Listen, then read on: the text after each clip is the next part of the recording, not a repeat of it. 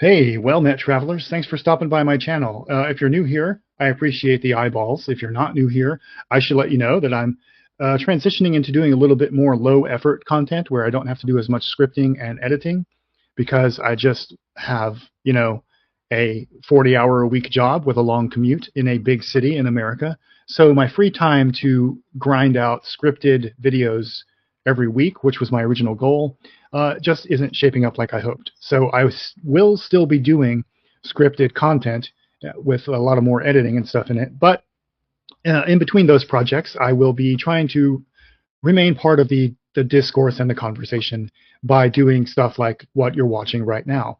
And what you're watching right now is something I was asked to do by a viewer of the channel, and that is react to a review of Season 2 of Rings of Power by the channel Night's Watch, which is basically a side channel for the content creator known as Shadiversity or Shadiversity.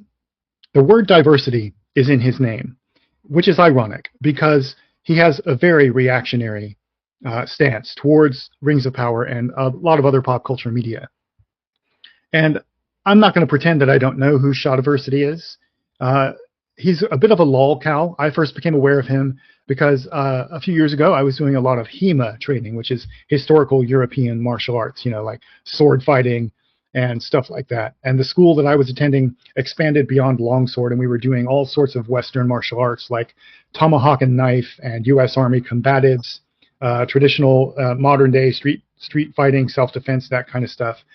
So it was a very diverse program. That's beside the point. Point being that I was really into it for about 5 or 6 years before the pandemic killed everything. And during that time, I discovered Shadiversity. And at first, when I was a noob, I thought he was kind of interesting. But then I showed him to the instructors and the more seasoned students at my HEMA school, and they all thought he was kind of a dork. His footwork sucks. He gets gassed really easily, and most of them were of the opinion that a beginning HEMA student with about 6 weeks of dedicated training could easily end Shadiversity rightly. So he stayed on my radar after that because he also, I found out, is a novelist. And hats off to him, I guess. I have not published a novel. But I haven't read his novel, to be fair, but I have what I've seen of it and reviews I've seen of it say it's pretty terrible. And I'm somewhat familiar with the plot and the main character of his novel, which will become relevant later. Because, spoiler alert, I have pre-watched this review. So, Shadiversity hangs out on the Friday Night Spite podcast with Nerdrotic and all the rest of that gang of pack-leds over there. And their whole shtick is they pretend to know more about both the craft of writing and storytelling than the people who actually do it for a living, and they pretend that they have read and or watched and understood far more of the lore of the franchises they trash than they actually have read or understood. And we're going to see a demonstration of that in this very video. So without further ado, let's get into Night's Watch, aka Shadiversity, doing a Season 2 review of The Rings of Power in a video titled Why Rings of Power Season 2 is an Abomination to Intelligence, full season review. Shadiversity, don't disappoint me. Rings of Power Season 2 is done, and what an absolute catastrophic disaster of a show.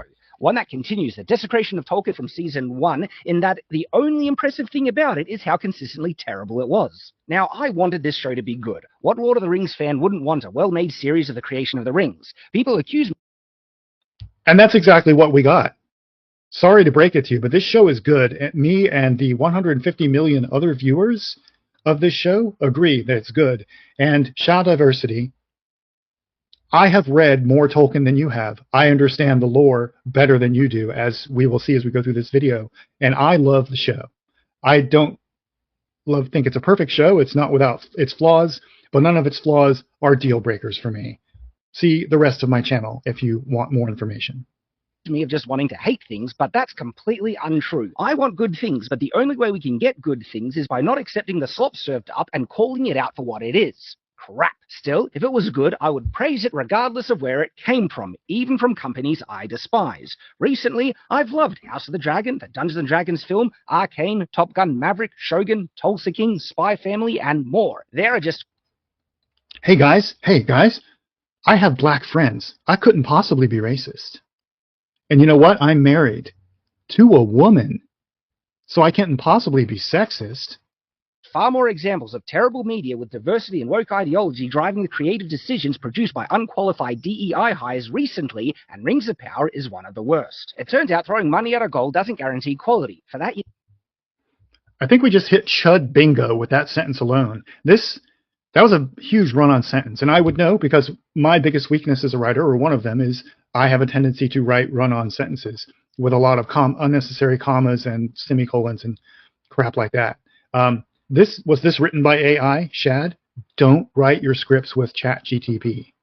you need talent, and the inevitable conclusion I must come to is that there wasn't a lot of it involved in the creation of this show. Who would have thought hiring people based on woke checkboxes and the false idol of diversity would not result in the most talented people getting the job? Well, the false idol of...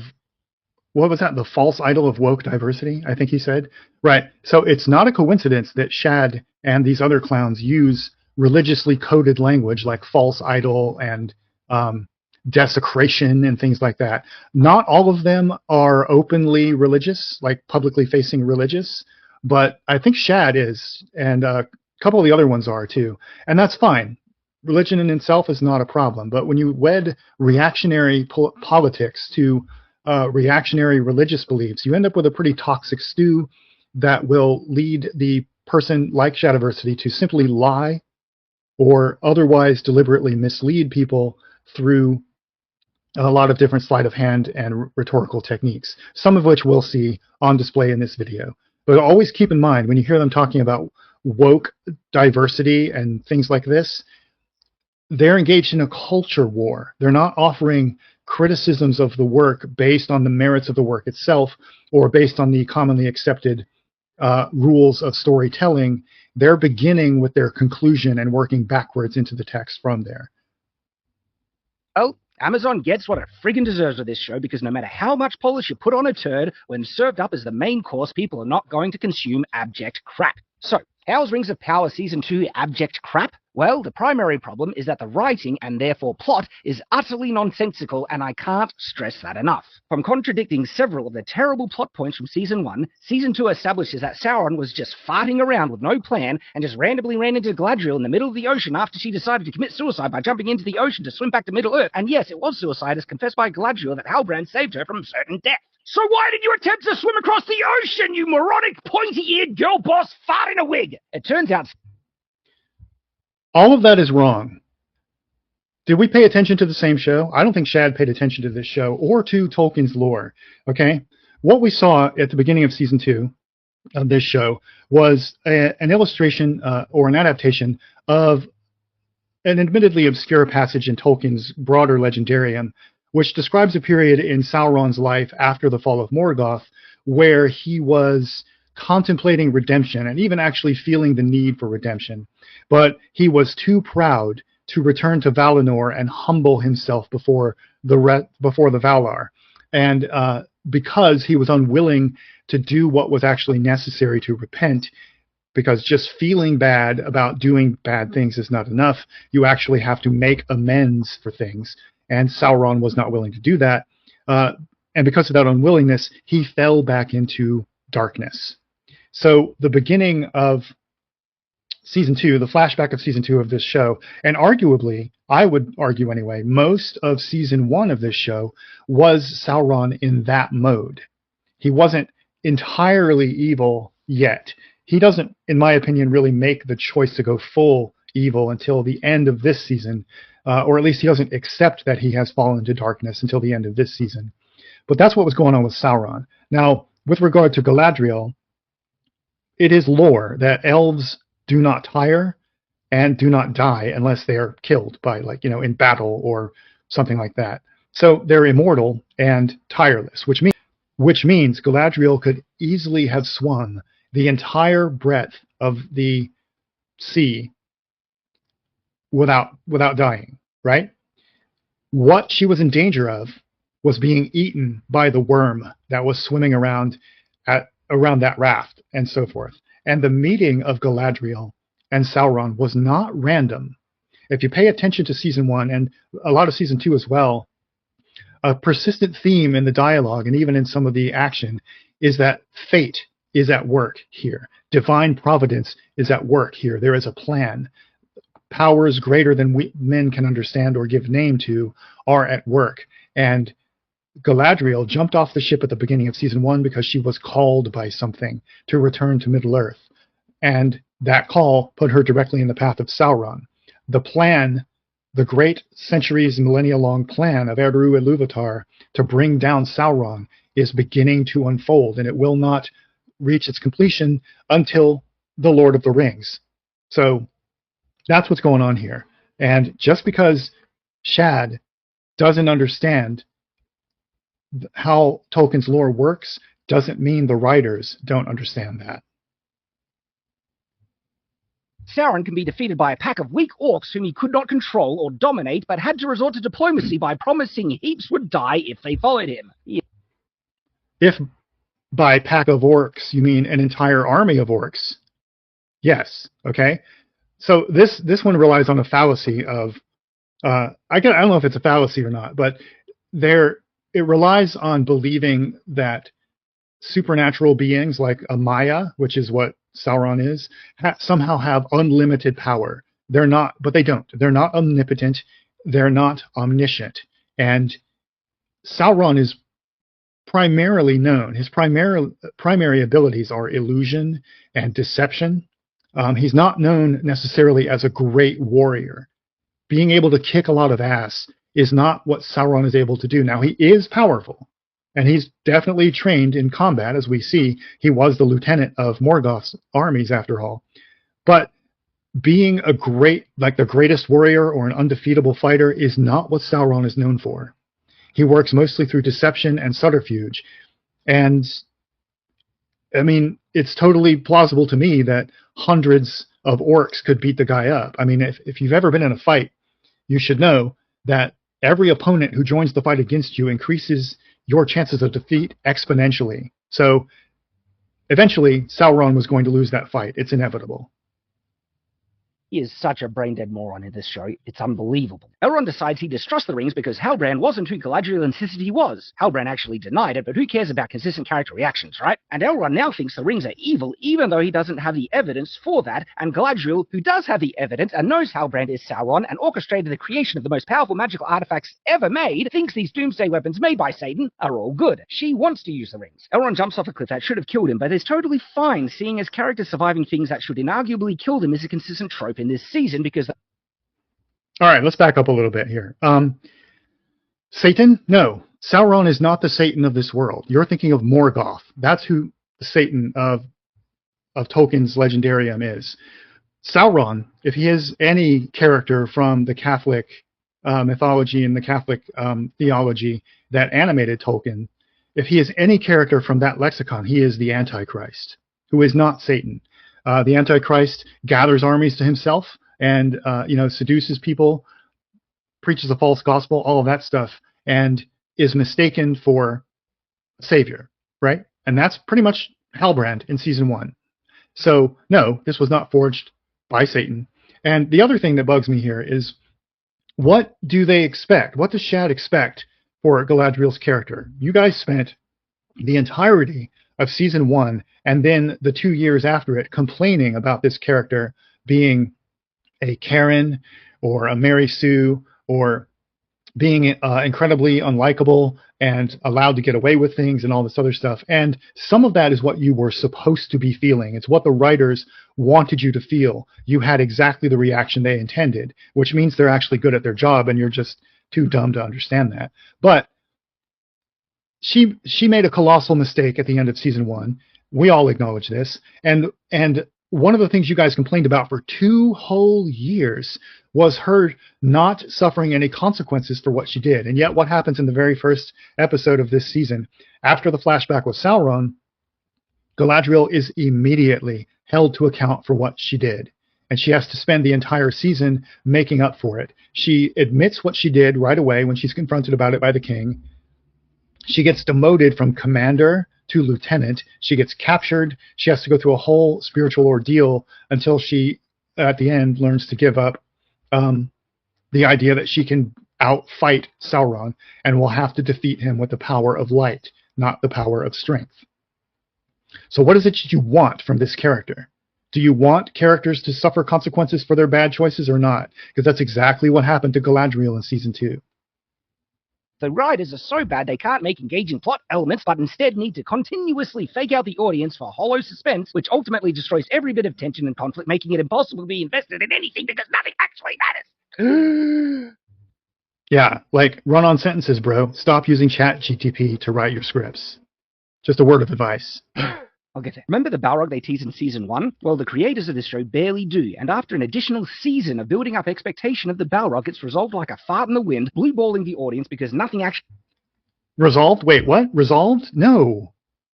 Did we watch the show? Dude, this is not a resolution. This is a cliffhanger. The Balrog will be back. We know this because of the Lord of the Rings. And if you look at the interviews that were given by the showrunners, they've said for this show, for the Rings of Power, the Balrog is a process, not a single event. They want to use Khazad-dûm to explore the story of how a civilization falls. And civilizations generally don't fall all at once. It's a long process, and the Balrog is the symbol of that process in this version of the story that they're telling. So the Balrog isn't randomly distributed in Rings of Power. It makes appearances, or its effects are felt at narratively important moments, and it continues the theme of the slow corruption and collapse of a great civilization. The Balrog will be back. It was not resolved. Actually matters in this show. You would think a show called Rings of Power would try and get the world buildings about the rings correct, but in one of the most astounding acts of arrogance and disrespect, this show utterly bastardizes the fundamental world building of Lord of the Rings by making the elven rings, that according to canon were uncorrupted by Sauron's touch, as tempting and evil as the One Ring itself, by granting them the ability to control the minds of all living things, even being able to command them to kill themselves. The Rings of... What? What?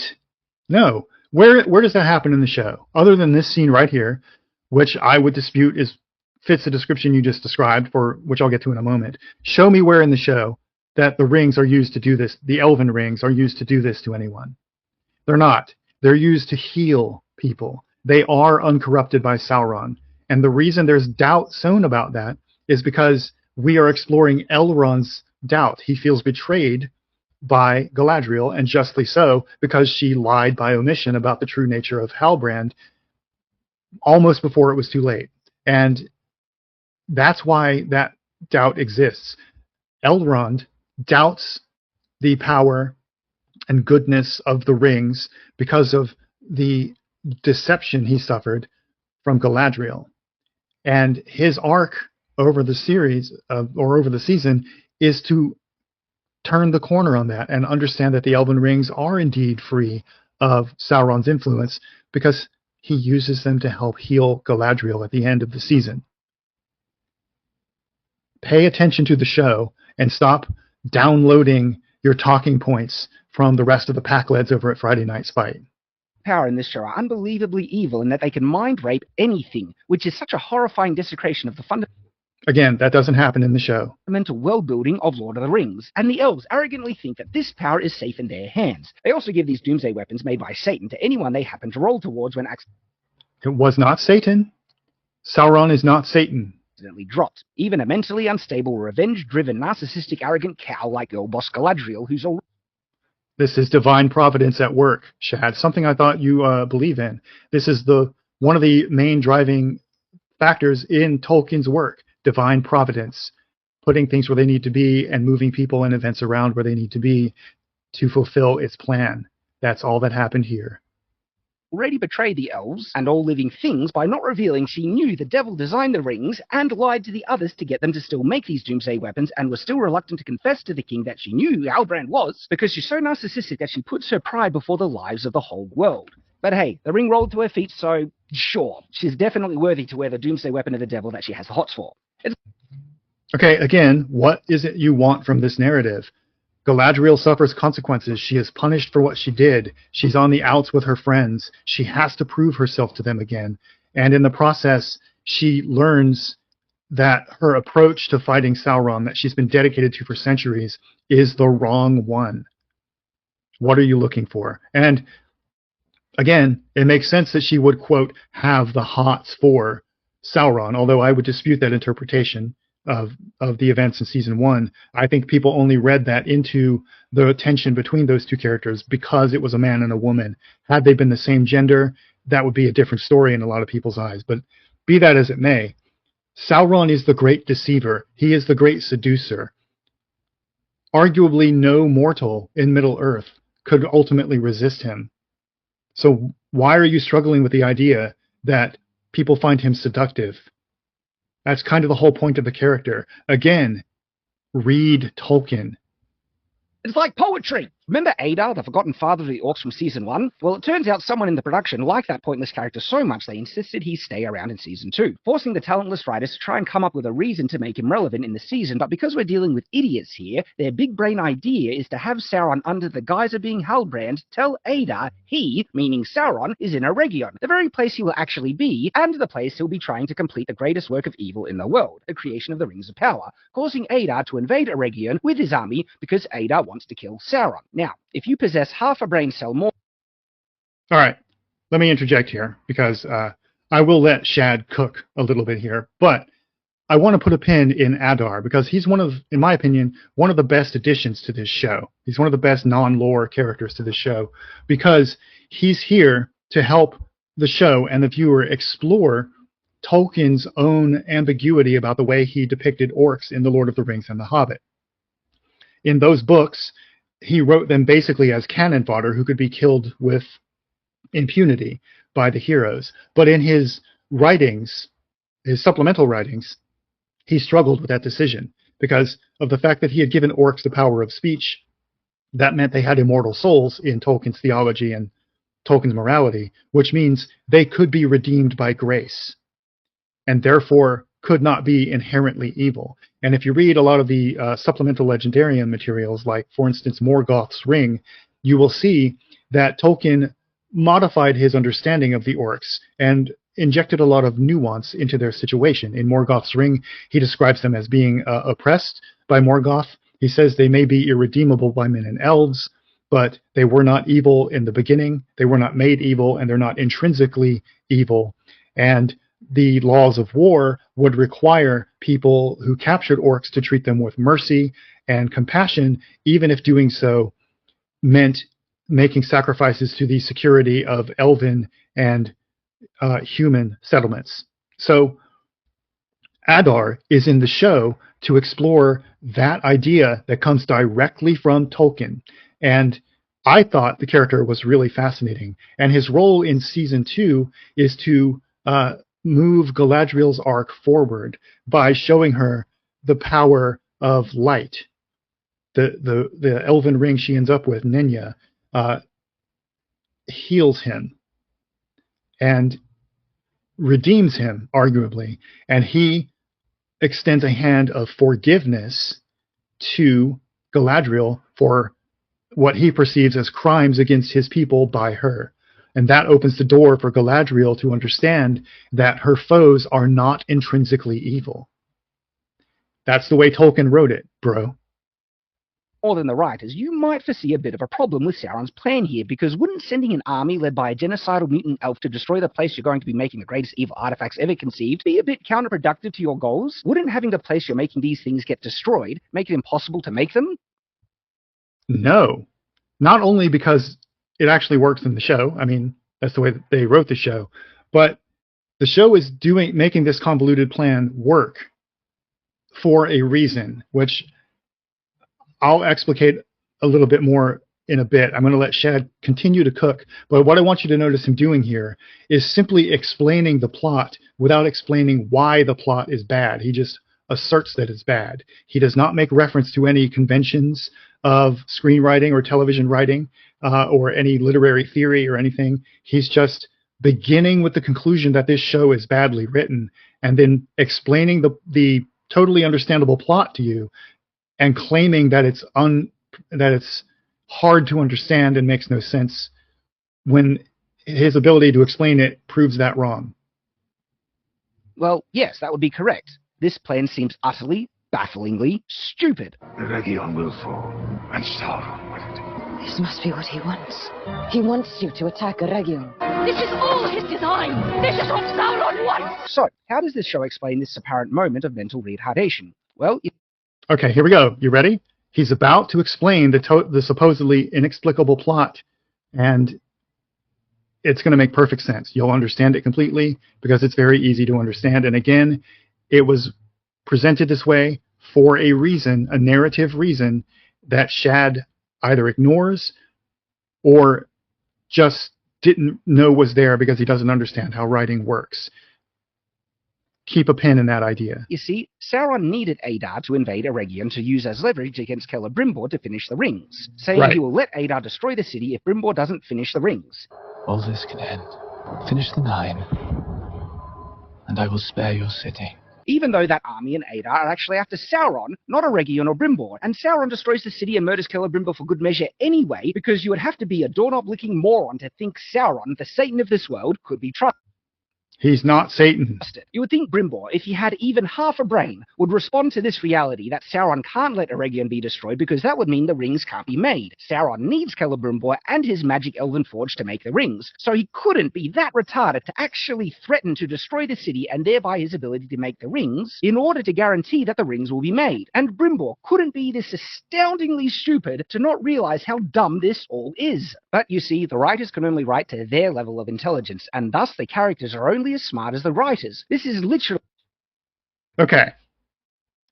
The writers are writing above Shadiversity's level of intelligence here. So why was this plot so convoluted? Sauron's plot here, why was it so convoluted? What were his goals, and what are we supposed to learn about Sauron from the fact that this convoluted plan, A, was hatched in his brain, and B, actually worked? Well, the thing we're supposed to learn, we as the audience, are supposed to learn about Sauron from this plot and from this entire season, is that he is, stay with me now, supernaturally intelligent and supernaturally manipulative. This is a plot that would not have worked had it been conceived and carried out by a mortal. But Sauron is one of the Maya. He's essentially a fallen angel.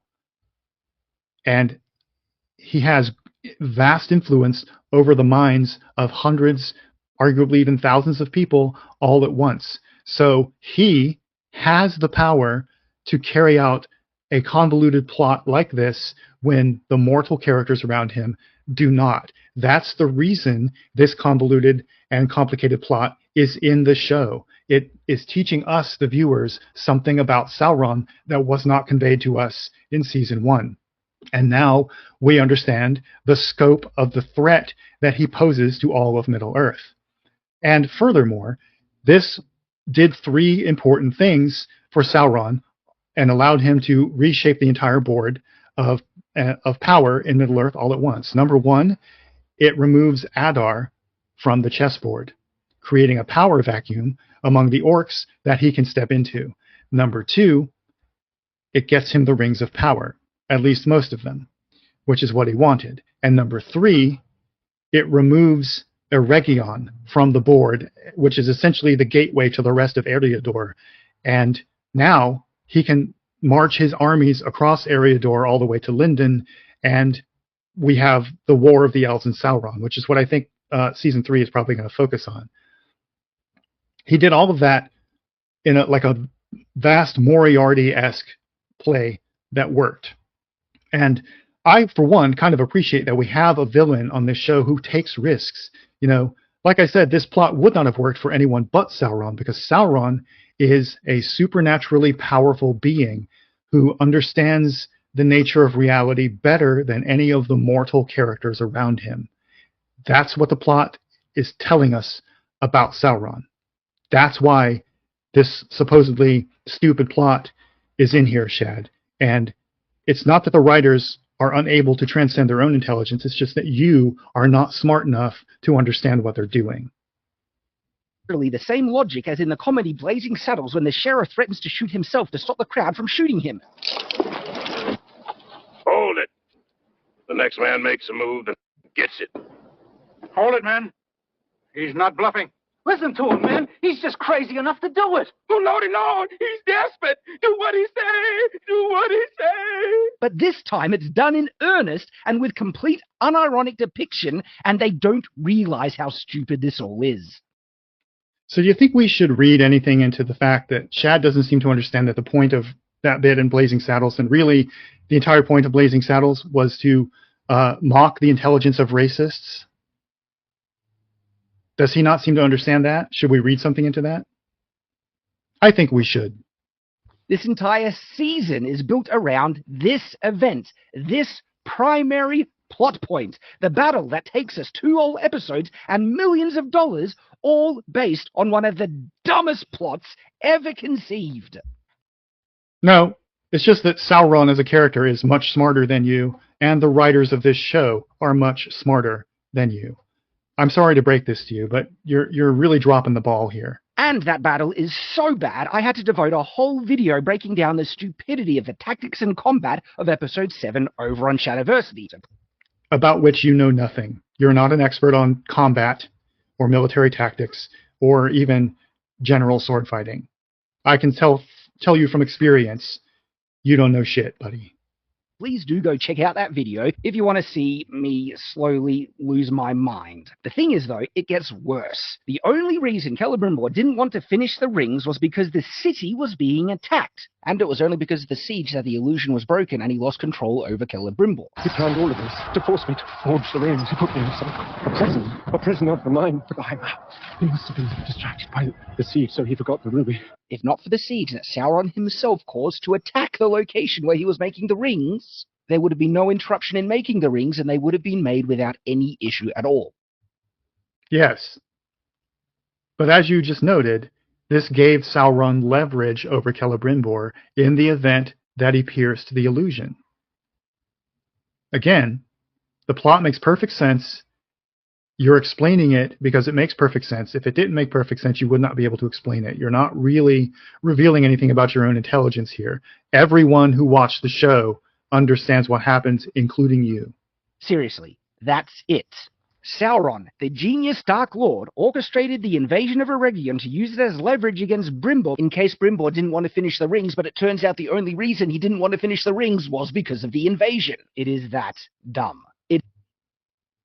What's dumb about it? You simply explaining it as it happened is not showing us how dumb it is. You're asserting that it's dumb, but I see, this is what I hate about this kind of content from this crowd of content creators. They can constantly say something is objectively bad, or it's bad writing, or it's dumb, but they don't elucidate what their standards are.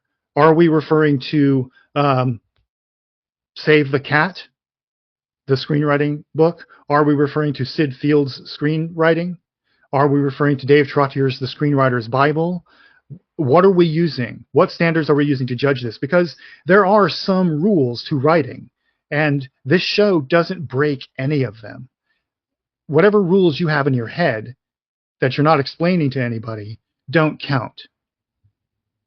It is literally there to solve a problem of its own creation, which means it was utterly pointless from the very beginning. Sauron literally created the problem that he needed to resolve himself with the problem he created. In fact, he made the whole process far, far worse and potentially ruined his own plans because there were multiple times in which the rings almost didn't get made thanks to his own actions. He must have been distracted by the siege, so he forgot the ruby. He is his own worst enemy in the show, and we're expected to think or perceive this guy as having any measure of intelligence. Yes, he is his own worst enemy. You're so close to understanding this. You're so close to understanding Tolkien. Tolkienian villains like Sauron and Gollum and arguably Denethor in the book, but definitely in the movies, are ultimately pitiable. They're not scary.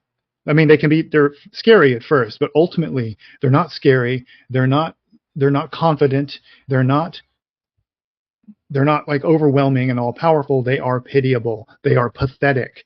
And Sauron is no exception. He is supernaturally intelligent, because intelligence and confidence are not the same thing. But he's not supernaturally confident in himself. And he is his own worst enemy. And he knows he's his own worst enemy. Why do you think he's crying right here? What is that? I would really love to hear your explanation for why you think Sauron is shown crying in this scene after he's just killed Celebrimbor. Tolkien's villains are pitiable and pathetic. They are their own worst enemy. You're so close to understanding this. Or be invested in what's actually going on when what is actually happening is pure nonsense. There's also no sense of time and scale in this show. Characters seemingly teleport from one end of Middle-earth to the other in a few hours' time, only for it to then be arduously difficult to get to those same places when the script arbitrarily needs it. Wow, it's almost like all fiction is arbitrary. You're just complaining about something that's normal screenwriting, normal adaptation here. This is done in every screen adaptation of every novel ever, including The Lord of the Rings. Peter Jackson did the same thing. You just have a double standard. Undermines any sense of stakes because you know it's so blatantly and obviously artificially contrived when the purpose of a story is to make that reality hidden. But instead, characters and armies appear out of seemingly nowhere to save the day or push whatever retarded plot point the show wants to push in a given episode. Divine providence at work. And again, all fiction is contrived. There's no such thing as organically developing anything. It's all arbitrary and all made up in the minds of people who make decisions about things. It's not a self-perpetuating process. Scripts don't write themselves. And this show didn't even know what to do outside of the main story of the creation of the Rings of Power, leaving the side plots of Durin and the Dwarves, Numenor, the dirty, smelly Hobbit wannabes and Discount Gandalf, and Don Lemonless with nothing important to do. Everything regarding these side... What? Did we watch the same show? Do you know what foreshadowing is? Nothing important to do? Did you pay attention to Elendil's character arc at all? About the themes of faith that it explored and Elendil's journey of faith and loyalty? That's going to be enormously consequential to what comes next, which you would know if you had read Tolkien. Plots and side characters is pointless, and sometimes gets even worse with pathetic member-berry appropriations from the Jackson trilogy, all wrapped up in the same atrocious, contradictory writing that this show excels at. Remember the Fellowship of the Ring? Oh, I remember. Remember the doors to Moria? The doors of Durin. I remember. The doors of Durin. Truly, the plots of these side stories are so stupid they could fill a whole video on their own, but they're ultimately utterly pointless and painfully forgettable. No, they're not. They're engaged in foreshadowing. And yes, this is a prequel show. You understand how prequels work, right? You have to satisfy multiple sectors of an audience here. Some members of the audience are going to want to see nostalgia things like the Doors of Durin. Others are going to want to see an exploration of the gaps in the lore that Tolkien never filled in. This show, to be a good prequel, and it is a very good prequel, has to engage in all of those things at once. And it's doing a much better job than House of the Dragon Season 2 did. That's for damn sure. Still, if you want to see my commentary on everything in each of the episodes of Season 2, please go watch my live-streamed episode reviews here on Night's Watch. Ultimately, Numenor is a terrible empire filled with hateful, unlikable, or boring characters that make nonsensical decisions and determines their monarchs from the random actions of stupid beasts they worship. Seriously. Yes, again, you're so close to understanding Tolkien. That's exactly right. Numenor was an evil, corrupt empire. And the people within Numenor who were faithful to the Valar, to Eru Ilúvatar, to the will of God, as it were, and who were faithful to their ties to the elves, were in the minority. The whole political conflict in Numenor centers around that division. The show is getting this 100% right. Read the lore, Shad. Seriously, this empire deserves to sink in the ocean and everyone in it. Yep, that's the point, bro. Durin the Younger is the only likable character in the show that is misused in irrelevant, pointless conflicts and unearned emotional expositions, and the dwarves are used the whole season teasing the Balrog to blue ball you in the end and resolve the Balrog's threat with one of the most comical yeeting jumps I've ever seen where a normal dwarf makes it explode. Again, this wasn't resolved, and things are not unearned just because you say so. You need to explicate your standards here. Why are these emotional beats unearned? Make reference to the text of the show and the rules, the accepted rules and standards of screenwriting and television writing. You can't just assert that something is bad Well, I guess you can just assert that something is bad, but it isn't bad just because you assert it to be so. You, Shadiversity, are not the final arbiter of what is good. Your preferences are not objective. Theo, you remember Theo, right? I barely did. But yeah, Theo's around, and he randomly hates people and then loves them, being moody and annoying the whole time. So he's a teenager. How shocking that they wrote a teenager to be a teenager. Truly, the bad writing on the show boggles the mind. Will get saved by a horse, sims for a treacherous thought, only using him to find her husband, who then wants to abandon that husband because he shows her love and devotion by building a house for her, and Isildur is willing to wreck that marriage because the power of his boner is greater than his honor and decency, but gets told he can't take a lowborn on the boat with him, so he abandons her in the way that she was willing to abandon her husband. Both awful. Hey, are we saying that Isildur has bad judgment? That seems out of character for him. Oh, wait, no, it doesn't.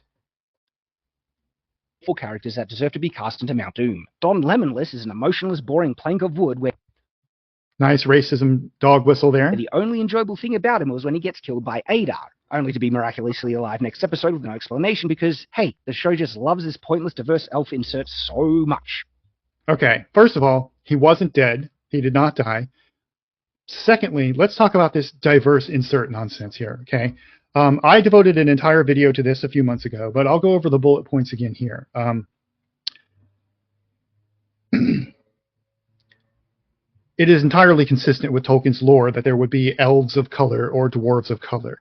It's a bit more nuanced than and less straightforward than with men and dwarves, with men and hobbits, who I lay out in great detail the lore bits that justify having the racial diversity that we see on the show based on the geography of where the stories are taking place. But with regard to the elves, all right, there are like 13, if memory serves correct, there are 13 different factions and tribes, or whatever you want to call them, of elves in Tolkien's lore. In a visual adaptation, it is perfectly reasonable to distinguish those different tribes of elves by casting them with people of different ethnicities. It's a great visual signifier to show that there are different types of elves. Arondir is a Sylvan elf, and therefore he looks different from Galadriel, who is a Noldo elf. Right? Do you understand this principle? There's multiple kinds of elves in Tolkien's lore, and if they all looked identical to each other, or all looked basically the same as each other, we would have to waste time with exposition telling the audience through a pointless aside that, oh, we see from his armor and from his hair and from blah, blah, blah, or whatever, or by the pattern of his speech that this elf is from this region of the world. That would be a waste of narrative space. Create a visual signifier that serves as a shorthand for where this elf comes from, and it makes perfect sense. So there's no contradiction to Tolkien's lore by having elves of color, or dwarves of color, or hobbits of color, or men of color working together. This is the Second Age of Middle-earth. It was a time where society was much more integrated much more integrated, I guess, right? Think of the Roman Empire at its height, right? And compare that to the Dark Ages in Europe, the so-called Dark Ages. In The Lord of the Rings, in the Third Age, that's essentially a post-apocalyptic setting where the great civilizations of the past have all fallen into ruin, and people are living in the shadows of that ruin. Whereas in the Second Age, all of those empires are at their height. They are trading with one another. They are producing literature. They are intermarrying. So it makes perfect sense that we would see this level of ethnic and racial integration, even if we assume that matters to Tolkien at all, that was the point of Tolkien, which it wasn't. The Lord of the Rings is not a white nationalist screed. It is not a rumination on great replacement theory, right? And in fact, I'll give an even hotter take here. Part of Tolkien's conceit with The Lord of the Rings is that the tales of Middle-earth take place on our real Earth in a long-forgotten age. And scholars of Tolkien have done the math here and figured out that if we hold to Tolkien's descriptions of the lengths of each of the ages, we can calculate that Aragorn rose to become the king of Rohan and Gondor around the year 9,600 BC. And we know from anthropology that white people did not exist until 8,000 BC or so, 1,500 years after Aragorn became the king of Rohan and Gondor. So if we want to stick to Tolkien's authorial intent that The Lord of the Rings takes place in a forgotten age of our real planet, then we have to accept that there were almost certainly no white people in The Lord of the Rings. Sit with that as long as you need to, Shad. There was an evil wizard, but he does nothing in the end. Also, let's not forget that Season 2 tried to actually make the orcs sympathetic. You know, they just want to raise their families in peace in the land that they genocided and turned into a hellscape. You see? Right. As I pointed out earlier, that's perfectly in keeping with Tolkien's own writings outside of Lord of the Rings and The Hobbit. You just don't know the lore. They don't want to go to war. They don't like war, except for every moment they show them actually in war, having the time of their lives. They really don't know what they want. Are the orcs actually evil, or are they sympathetic? No. That's a false choice. You can be evil and sympathetic. If you don't understand that, you lack the ability to write a layered story. Instead, they want their cake and to eat it too, pushing both these contradictory depictions of the orcs that just don't make sense at the end. Just like their attempt to try and make Adar a good guy, who voices concerns for the fate of Middle-earth with the rise of the rings, even after he genocided the whole of the Southlands and were murdering people who did not swear fealty to him. So this right here for me is the richest bit of irony in this entire review. Shad just complained about a character who's a genocidaire being explored sympathetically. Shad's novel is about a character who was a genocidaire and a grapist going on a redemption arc. Maybe you should just get over yourself, bro. Brought rings that will allow him to dominate my kind and use. Every kind in Middle-earth. Take it. Help me vanquish Sauron with it. And I swear to you, I will recall my children to Mordor, never to make war on Middle-earth again. Let this ring heal the rift between elf and orc. But yeah, he's really concerned about the fate of the innocent people of Middle-earth. Again, you wrote a novel where the protagonist is a genocidaire and a rapist who goes on a redemption arc. Where do you get off complaining that someone did that story better than you did? The show is full of contrivance after contrivance, and I just can't list them all. But I am mentioning some of the larger ones, like the most important letter in Middle-earth's history just so conveniently being stopped, because thanks to Sauron destroying a bridge, somehow, there was no other way to get to Eregion but through the Barrow-wights. Gee, isn't it inconvenient that all those letters in Romeo and Juliet never made it? That seems kind of contrived. Shakespeare sucks. Shakespeare is a bad writer. Who knew to let Sauron's letters through, but all the letters going to Eregion were conveniently stopped. And even though the evil of the Barrow-wights are so great that you could sense them from a distance, no one bothered to make the 100-meter detour to just go around them. Elrond kisses his mother-in-law, and yes, Galadriel is his mother-in-law, and Elrond is going to marry her daughter, whom the show has not mentioned at all yet, implying that she isn't even born, making this even more creepy. But they... Okay, so tell me you don't understand Tolkien without saying you don't understand Tolkien. This moment right here is one of the most annoying. Well, the moment itself is fine, but the reaction to it among the pack-leds is incredibly annoying because it demonstrates how poorly they understand the source material here. Let me remind you, in The Lord of the Rings, the book, and to a lesser extent in the movies, but definitely in the book, it's much more pronounced, we have a bunch of same-gender characters, male characters, who hold each other's hands, stroke one another's hair, kiss one another, usually on the forehead, who rest under trees with their head in their buddy's lap, who openly say, "I love you," and express their love and affection to one another. And none of this is read by any of you guys as romantic or sexual. And that's not the way Tolkien intended it. Some people do read it that way, and I'm not going to tell them they're wrong because you take from a text what is meaningful to you.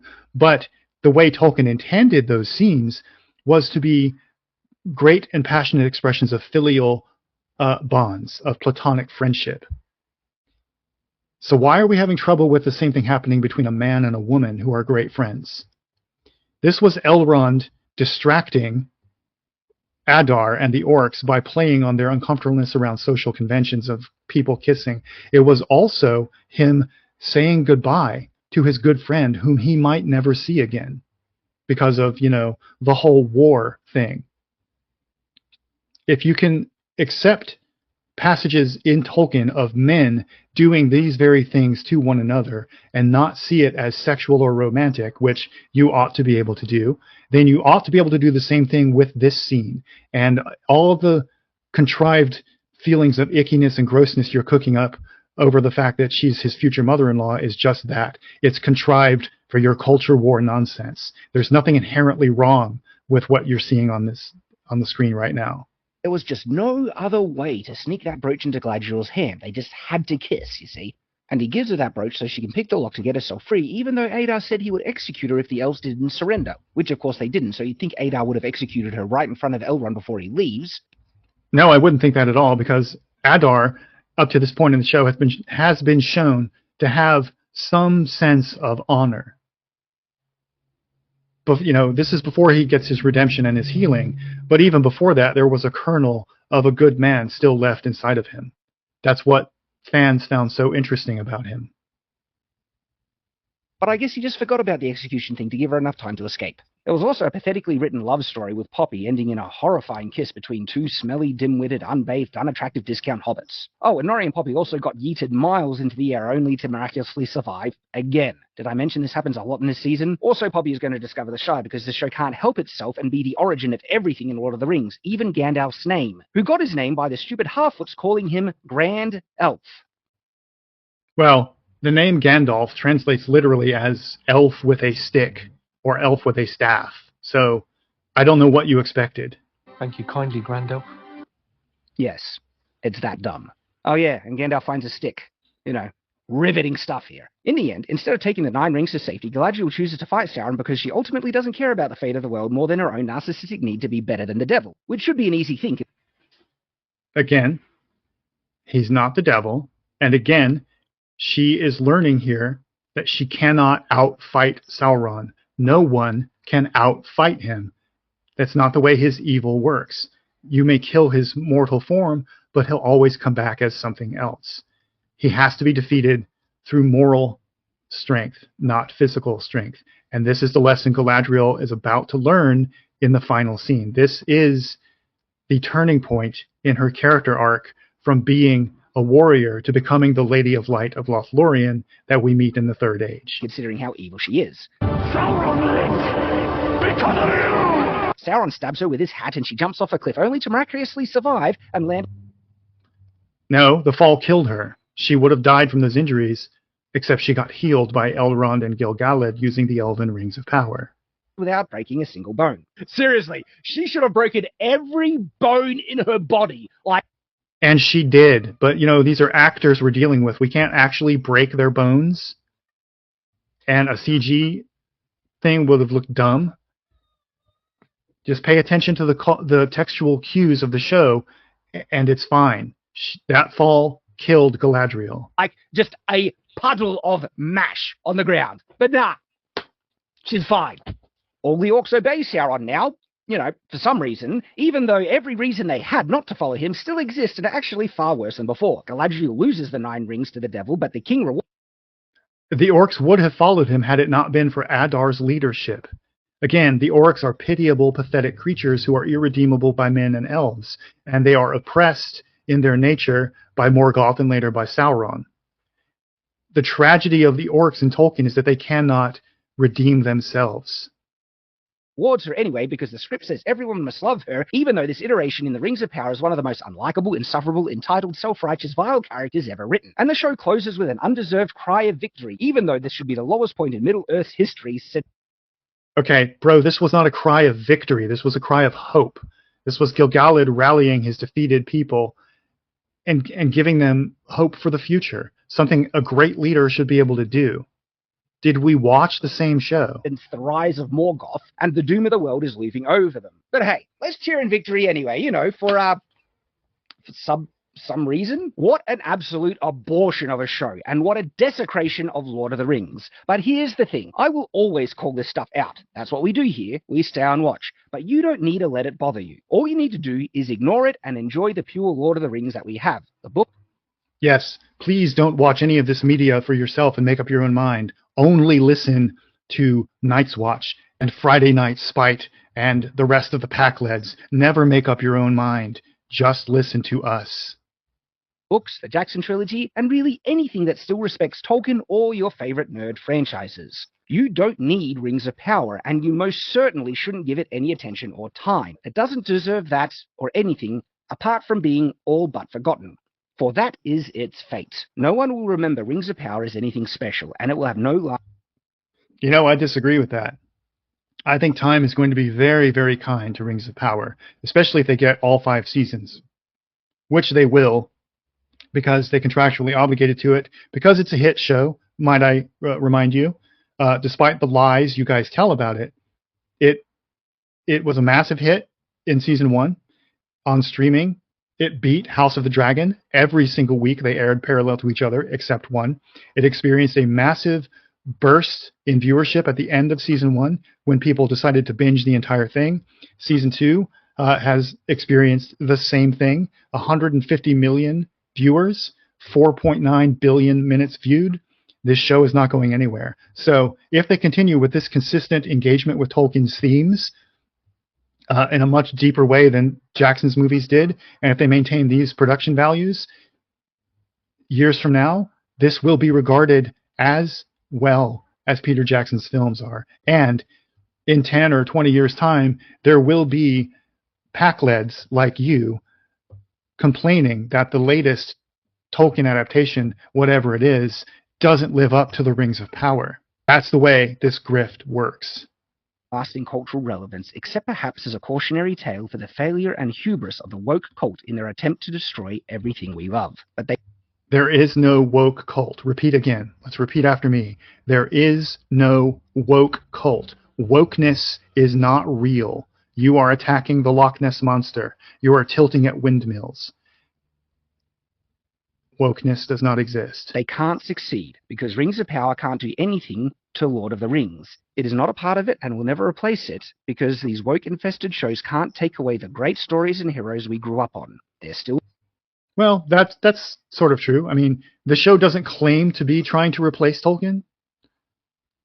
That's some great replacement theory nonsense oozing out of your brain. The show doesn't claim to be, quote, canon. It doesn't claim to be replacing Tolkien's work. It doesn't claim to be better than Tolkien's work. It just claims to be what it is, an adaptation prequel based on the appendices to The Lord of the Rings. That's it. No one thinks it is trying to replace The Lord of the Rings except you. And I'm not even sure you think that. I think you know you're lying. There.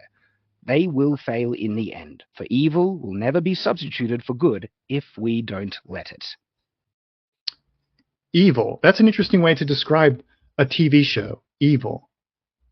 So, again, remember when I pointed out the religious implications of the words these people use to describe wokeness? They call it a cult. They call it idolatry. They call it desecration. They think they're in a cosmic battle against the forces of darkness here. And they're wrong. I've pointed out before in other videos, especially see my video on Disparu and what a terrible liar he is. I've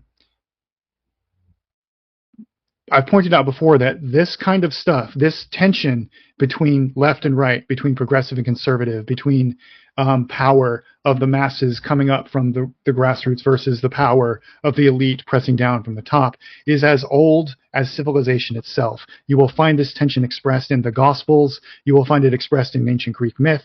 It has always been with us. It always will be with us. There is nothing new about this struggle. And pretending that this so-called woke cult is some infestation into traditional storytelling is just a marketing gimmick by people who aren't as smart as they think they are. So anyway, I think I've said enough, and we've listened to enough of this nonsense. We managed to get through the entire video, and hopefully you won't subject yourself to any more content from Shadiversity or his friends at Friday Night Spite or The Critical Drinker or any of the rest of the pack-led channels. They're full of shit. They don't know anything. They've admitted openly on several occasions that they don't even watch the media they critique. They lie about it constantly, and they're doing it for money. They don't care about you or what you think. You are nothing to them but an ATM made out of meat. So watch this media for yourself. Make up your own mind. Engage with texts and TV shows and music and literature and everything else on your own terms. Trust your instincts, trust your education, and ignore these guys because they're all clowns. Anyway, if you like this kind of content, be sure to give me a thumbs up. Hit the subscribe button down below and punch that thumbs up so you can get notifications. And until next time, remember that what's best in life is to crush your enemies, see them driven before you, and engage in discourse with the women.